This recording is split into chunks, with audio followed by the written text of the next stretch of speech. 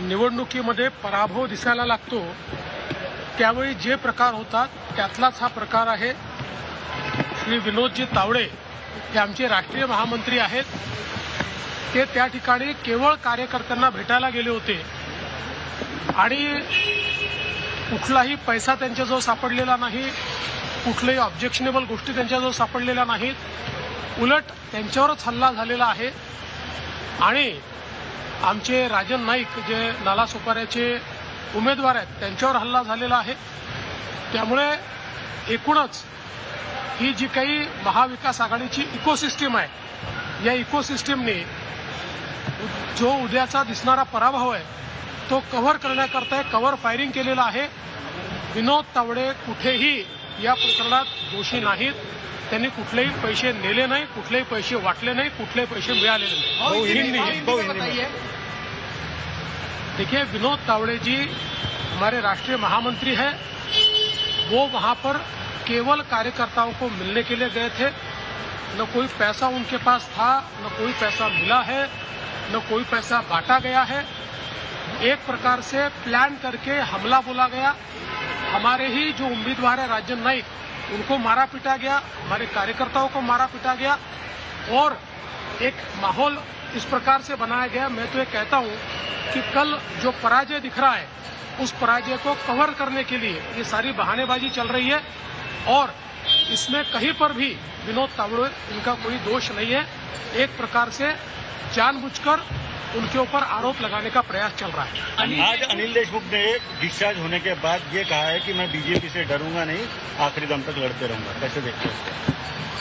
ऐसा है, अनिल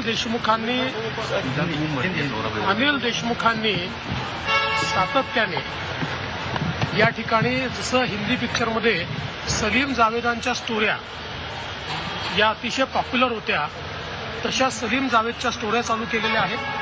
पहिले तसंच पुस्तक काढलं, त्या पुस्तकाची पोल उघडली, आता असाच हमला हा ते दाखवत आहेत। मला असं वाटतं आज पोलीस आयुक्तांनी जी प्रेस कॉन्फरन्स घेतली आणि आयजींनी जी घेतली, मी ती प्रेस कॉन्फरन्स आत्ता बघितलेली आहे। त्या प्रेस कॉन्फरन्समध्ये अतिशय क्लिअर कट इथला सगळं पिक्चर आलेला आहे आणि आता प्रश्न हे निर्माण झाले आहे, 10 किलोचा गोटा हा जर विंडशील्डवर मारला, विंडशील्ड तुटली का नाही? 10 किलोचा गोटा पडला तर साधी बोनेटला स्क्रॅच देखील का आली नाही? हा पहिला सवाल आहे। दुसरा, एकच गोटा आतमध्ये दिसलाय, हा गोटा मागची जी काच आहे ती फोडून मारलेला आहे। आता मागच्या काचेतून म्हणजे मागचा जो व्यक्ती बसतो तिथल्या काचेतून जर दगड मारला तर तो मागे लागायला पाहिजे, तो समोर कसा लागला? अशा प्रकारचा दगड तर फक्त रजनीकांतच्या पिक्चरमध्ये फेकला जाऊ शकतो की मागून फेकला, तो असा गोल घुमून समोर येऊन डोक्याला लागला आणि मग एवढा 1 किलोचा दगड लागला तर नुसते ॲब्रेशन्स का आहेत? त्याच्यामध्ये कुठली जखम का दिसत नाही? त्यामुळे हे जे काही आता सगळं समोर आलेलं आहे आणि याचं जे बिग पिक्चर समोर आलं आहे यातनं एकदम स्पष्ट हे होत आहे की हे सगळं हा सिनेमा तयार करण्यात आला। आपण किंवा आपला मुलगा हारतोय, निवडणुकीत पराभव समोर दिसतोय, याकरता अशा प्रकारची स्टोरी तयार करण्यात आली, भाजपला बदनाम करण्याचा प्रयत्न करण्यात आला आणि यात दुर्दैव हे आहे की अशा प्रकारच्या स्टोरीला काल माननीय पवार साहेबांसहित सर्वांनी जाणीवपूर्वक इकोसिस्टीम उपलब्ध करून दिली, एम्प्लिफाय करण्याचा प्रयत्न केला, पण आज त्यातलं सत्य उघड झाले।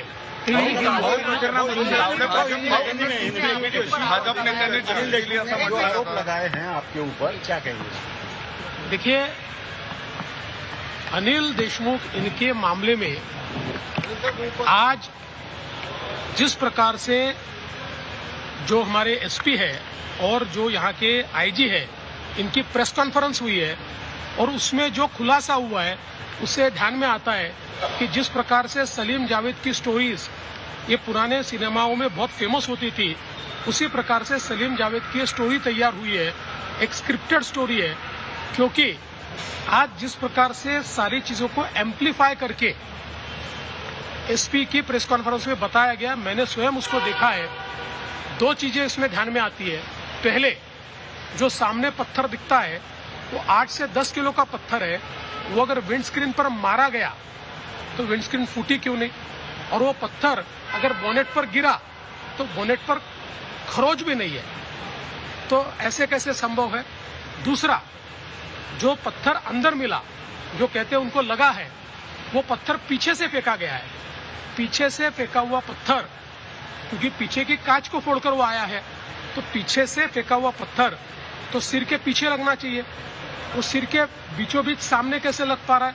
ऐसे तो केवल रजनीकांत की मूवी में पत्थर फेंका जा सकता है कि पीछे से फेंका और ऐसा गोल घूम के वो सामने ऐसा आके लगा। अच्छा, वो भी 1-1.5 किलो का पत्थर अगर ऐसा आकर लगा तो केवल खरोच क्यों है? तो कुल मिलाकर मुझे ऐसा लगता है ये जो हमला है, जब हार सामने दिखी तो सिंपैथी पाने के लिए इस हमले की स्टोरी रची गई है। आज इसकी पोल खुल गई है। हम तो ये अपेक्षा करेंगे कि पुलिस पूरी तफ्तीश करे और किस प्रकार से ये स्टोरी रची गई इसकी सारी जानकारी सामने आए।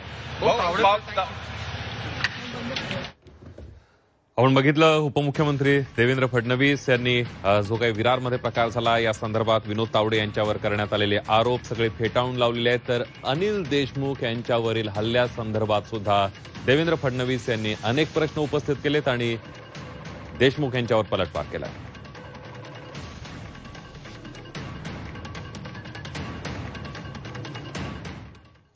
यानंतर पुन्हा एकदा झटपट